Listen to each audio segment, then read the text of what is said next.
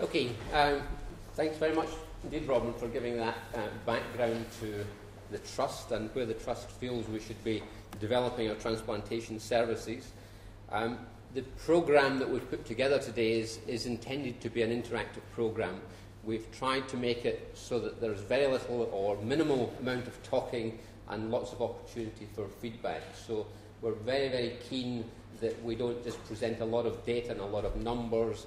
We want to just produce topics and then ask you to comment and see what you feel about the direction that we're taking for some of these topics.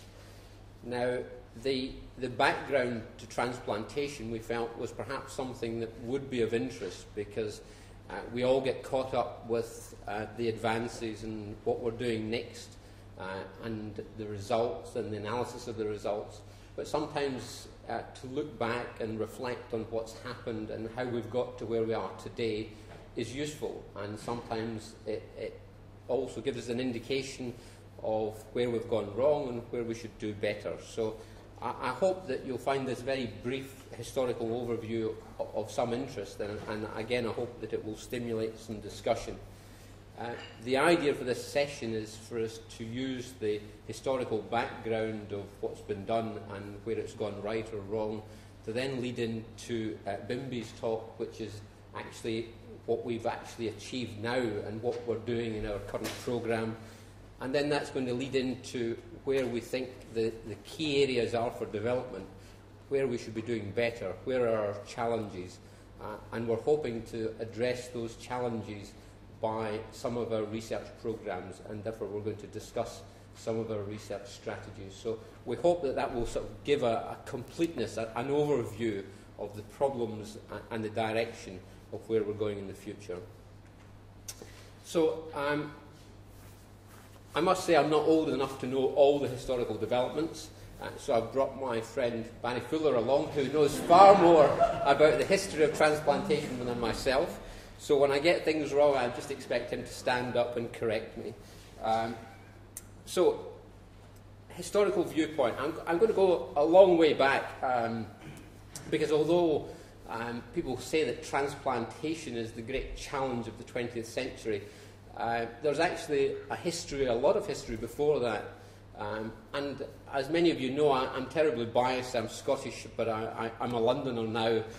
And John Hunter is also a Scot that actually was preeminent in London. And therefore, I've mentioned him as being one of the key individuals. He was a phenomenal individual. He was a surgical scientist. And he made discoveries right across the area of human biology, human development, circulation, lymphatics. And really was a phenomenon also towards transplantation, because he made some key transplantation studies, and this is back in the 1750s.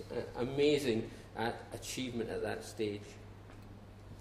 So I'm going to run on really to the beginning of the 20th century and talk about how we got to being able to do transplantation at all, solid organ transplantation.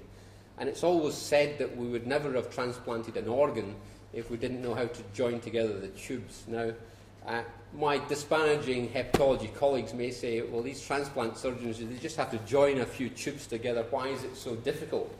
And it's actually true. You know, the basic concepts of transplantation are fundamentally very, very simple. But you do have to do these simple steps properly. And actually the whole background of transplantation was the concept that you had to vascularize something. You had to allow the blood flow into the new organ. And if you didn't do that properly, if there was inhibition of your blood flow, then that organ would fail. And these individuals, Jaboulet in 1890s and Carrel around about 1900, described vascular techniques to allow these blood vessels to the transplanted organs to be joined together properly and not to impede flow. And these very, very simple things in transplantation actually allowed us to take forward what we've got in the present day. And as far as transplanting organs, kidney transplantation came a long way before liver transplantation. In some ways, liver transplanters are the new boys on the block. And renal transplantation, the history of it goes back to the 1930s, before Robin's time as well. whether there was an attempt to do a renal transplant, a whole renal transplant from a 60-year-old donor into a 26-year-old recipient. This was done by a Soviet surgeon, and this is apparently a slide of the original procedure where it was implanted connecting onto the femoral vessels, the blood vessels to the leg. Doesn't seem to be a very practical solution to my mind, but I suspect that it was all that was possible in those days. The transplanted kidney apparently did work and produce some urine, but clearly not likely to be of any lasting benefit. And it was really in the 1950s that we actually saw the beginning of proper transplantation that was of clinical benefit, where a pair of twins were transplanted. Now, clearly the benefit of transplanting twins is that you don't have the immunological problems you have normally when you transplant an organ from one individual to another. And if you can avoid those immunological problems of rejection of the organ, you can have very good results. And that was what was done. There was twins that were transplanted with a live donor kidney in the 50s, and that was really the beginning of the successful clinical transplant programs. And that was carried out, or the first reported twin series was in Boston. But as I say, the problem with transplanting other individuals, so other than twins that had the same genetic makeup, was down to an understanding of immunology. And that really came into place round about the same time. There was lots of immunological research in the 40s and 50s, and Peter Medawar, whose picture's down there at the bottom, was considered the key individual, and he received a Nobel Prize for his work on transplantation immunology. And he was actually working at that stage here with us at UCL for that decade before he got his Nobel Prize. So he's considered as perhaps the leading figure of overcoming or improving our understanding of basic transplantation immunology that then led to clinical transplantation.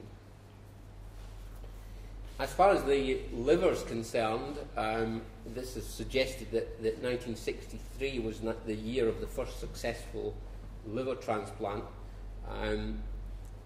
I think that to say that it was successful was really a technical success, because in the early days the organ transplantation didn't really have anything like the long-term outcomes that we see today.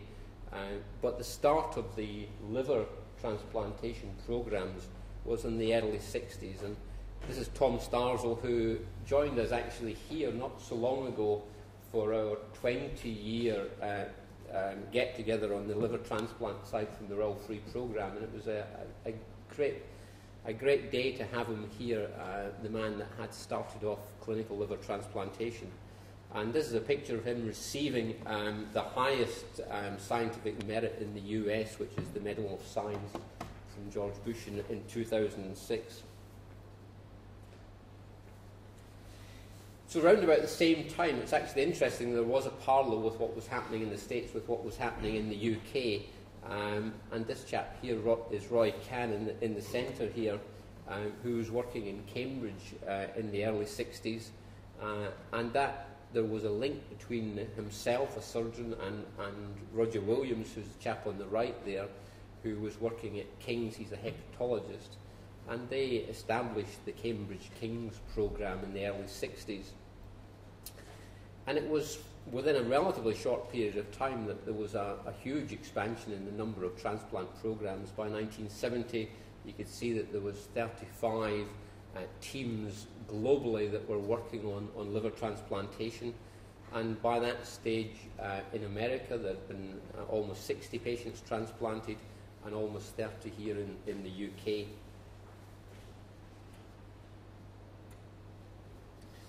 But transplantation would have gone nowhere in the 60s if it hadn't been for the developments, basic developments of transplantation immunosuppression. And it's kind of interesting to see how all these things were coming together in parallel, the clinical developments, the technical challenges, and then the immunosuppressive drugs.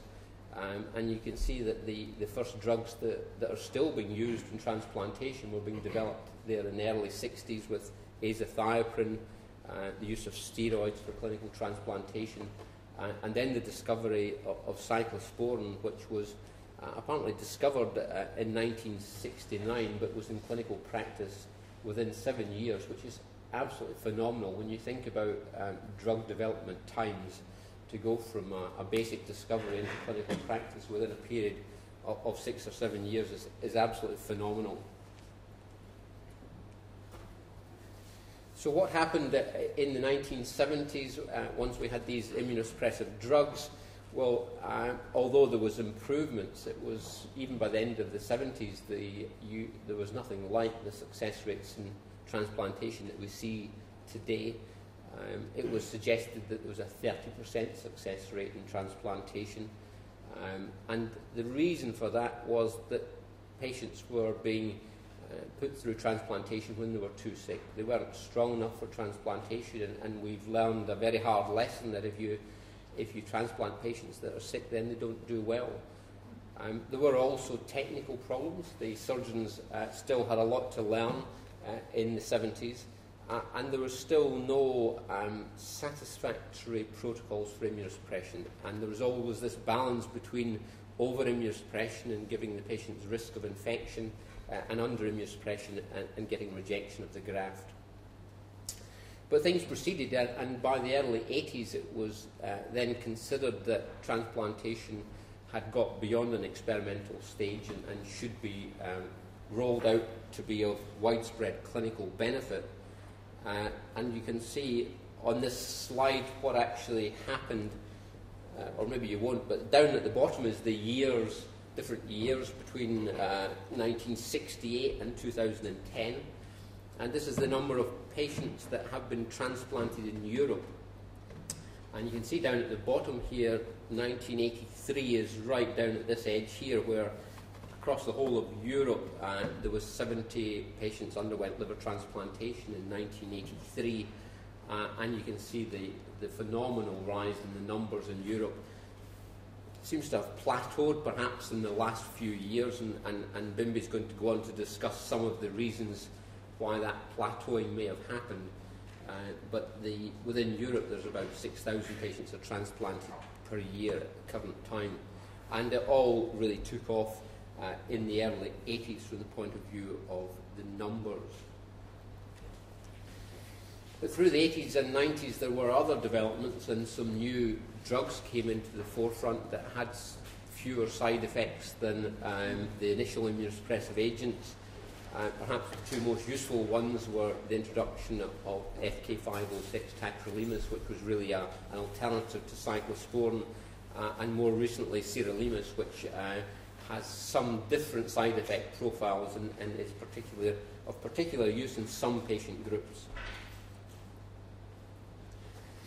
And then between the 80s and 2000, what were the major changes over that time? Well, we did see the concept of preservation solutions, and the major player there was UW Solution, which was brought into clinical practice in the late 80s. That's the cocktail on the right side there is the components of UW, which really transformed transplantation, because up until that point it had been very much the case that the transplant organ would be removed and as quickly as possible would be transplanted. But UW did allow a small window of opportunity to remove the organs at night and transplant during the day, and reduce the damage that was involved with that preservation period. And there was also an increased understanding of how to get the best outcomes from transplantation, not to select people that are not going to do well, better surgical techniques that I'll allude to, and better immunosuppression. From the point of view of the Royal Free, there was a transplant programme in the early 80s that Barry was involved with. It slightly predated myself, but that was led by Ken Hobbs, who's the first of the chaps at the top there. That programme was a small programme and then came to an end, and the whole transplant concept was then reinvigorated when Keith Rolls, who's at the top there, who was my mentor in transplantation, came from Cambridge. He had worked with Roy Kahn. And it wasn't long after the programme commenced that I started here and trained up with Keith Rolls in transplantation. Our programme's a big, ambitious programme. We've got excellent results. It's audited very, very carefully, so we know that we do extremely well, and we're compared with other UK and international centres. And we do have a big and thriving research programme, which is one of the aspects that we want to discuss with you today. So where are we with the challenges now? This is just a lead into where Bimby's going, and really he's going to discuss. But we're clearly in a situation in liver transplantation that we have more indications than we have organ donors. So there's more people that require transplantation than we have donor organs. We have a problem with our ability to preserve these organs as well as we would like. And we're increasingly being pushed towards using organs because of the shortage of organs that are not 100%. And therefore we need some new strategies to try and improve the preservation of these organs so that they're transplanted in as good a condition as possible. On the technical side, there have been some modifications to technique that are of considerable benefit, but to a very small percentage of patients. We can split livers and use one donor organ and transplant into two patients. And that was originally described by Henri Bismuth, who's a Paris liver surgeon, really a phenomenal influence in my career period. He described the first techniques in the late 80s, and usually the big right lobe of the liver would be given to an adult, and the small left lobe of the liver would be transplanted into a child. Although you can transplant a slightly extended portion of the left side of the liver into a small adult. And then we've got the history of live donor transplantation, where you would donate usually to one of your family members. It started off very much as a strategy to sort out the problem of the shortage of small organs for children.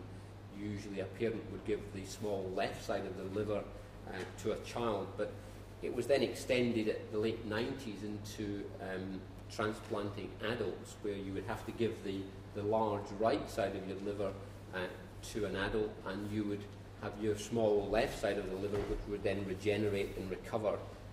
And Tanaka in Kyoto was the person who is deemed to have transplanted the first adult-to-adult living donor.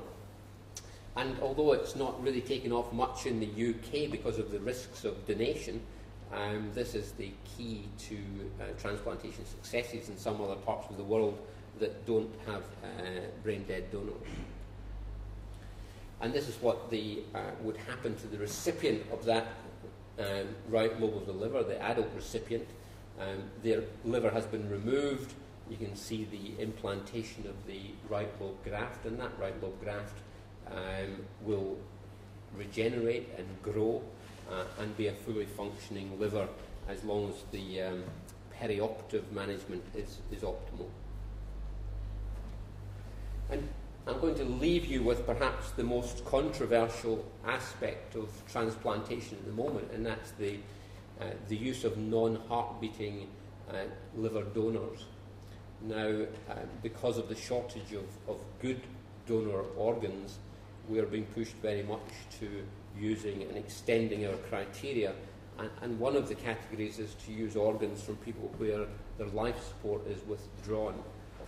Now, there's a lot of people who do have withdrawal of life support who have viable organs, but the whole technique of withdrawal allows a period of damage to those organs, and therefore they don't function as well as those from a brainstem dead donor. And really one of the crucial issues we have in clinical transplantation is how to optimise the use of these organs and how to prevent all the complications that are associated with this group of patients. And many of our research strategies is directed towards how to optimise organs from this group of patients. So in conclusion, that's been a very quick overview, which I hope you'll find of some interest, and perhaps as a backdrop to some of the issues that we're going to be discussing over the course of the day. I think that it has been a century of amazing development, from the concept of just how to join blood vessels together to the question of very standard and complex routine clinical practice. The majority of these developments really have been within our lifetime, within the last 30 years. And although our current results are excellent, there are some very major challenges that we need to face for some of our patient groups. And I think that we are in a perfect position from the point of view of our transplant programme and the support from the Trust and the university to resolve both the clinical and research problems that will be with us in the future. Thank you very much.